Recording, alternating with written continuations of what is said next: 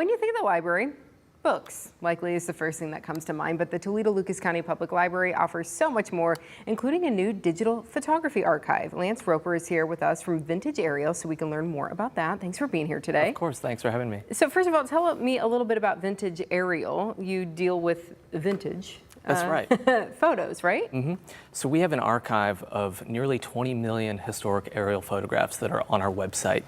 And anyone who has a connection to rural America or a farm in the family, they can go online, just type in an address, and we'll show you everything we've got. Oh, wow. So you recently, did the library kind of call you up and be like, hey, can you share some pictures, or how did that all happen? Great question. We reached out to the library because we are unveiling a brand new library edition of our website, which is kind of like a premium version with higher def images and magnification tools and some other things that are geared towards researchers, genealogists, historians.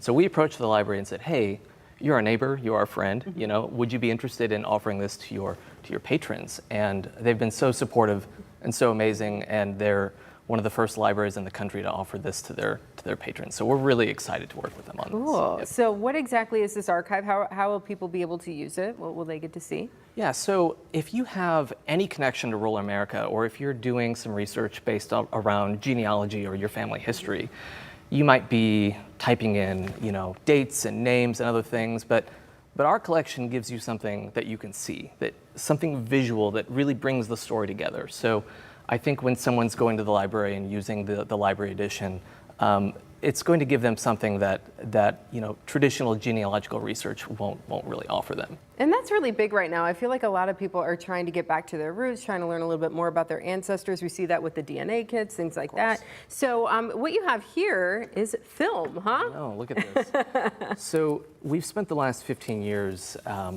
scanning all of this film. We're talking hundreds of thousands of rolls of film, and it's right here in Maumee. So it's so exciting to have this collection mostly digitized now after all the scanning that went into it.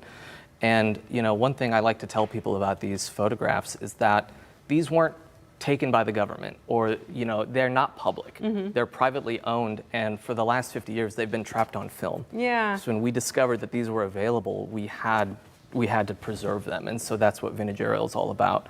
So there's so many amazing stories that are trapped in these pictures of farms. And now, yeah, this is kind of a example here of what that would look like that you've pulled off of the film. And so back in the day, though, people used to sell this. Yeah, they used to go around and be like, hey, do you want a picture of your house from? That's right. Yeah, this is a perfect example of what was called speculative aerial photography, and it was a big business back in the day when door-to-door sales might have been more acceptable. But as that slowed down, all this film was left over, and thankfully it was saved, because when you look at a picture like this, all the details of, oh, there's the corn crib, or that's where I used to milk cows, or all those things, like people find something so personal and interesting in every picture. And so we're really about fostering those stories and making sure they're preserved. This is a really cool idea for maybe grandkids to take grandpa, grandma to the library and to say, hey, let's look up something, help them out with that. You know, no offense, grandma and grandpa, but they might need a little assistance. And a cool thing, especially over the summer months, you might have some extra time. And what great a gift to be able to show this to one of your relatives and be able to pick out those things, as you mentioned. It's a great idea, because when you look at a photo like this, there is kind of a rush of memories that come back that maybe otherwise wouldn't have been triggered, so to speak. And so anyone who goes to any of the 20 branches at the Toledo Library, whether it's on one of the library's computers or just if you're connected to the Wi-Fi, you'll be able to get onto the library edition right away. Cool. And then you just, type in an address? That's it. That's all you need is a current address.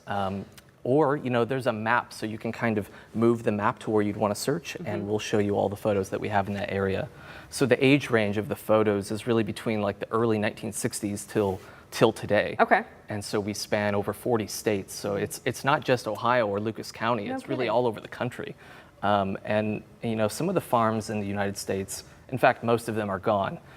From like the 1950s till today, we've lost way more than half the farms. I mean, millions of fewer small farms. And so like, they're on the film. They're on the film. We've got them. I mean, and even if the picture was from 1965, let's say, we probably captured something that could have been destroyed in the 70s, Wow. you know? And so there's so much history tied into these and so much family history and all the things that kind of tie us together as people. We all have agricultural roots at some point. Absolutely, yeah, date back that far. Okay, this is wonderful. Thanks for coming in and sharing this. So again, just go to one of the local Toledo Lucas County Public Library branches and get access to this incredible archive. Thanks for being here today. Thank you so much. Yeah.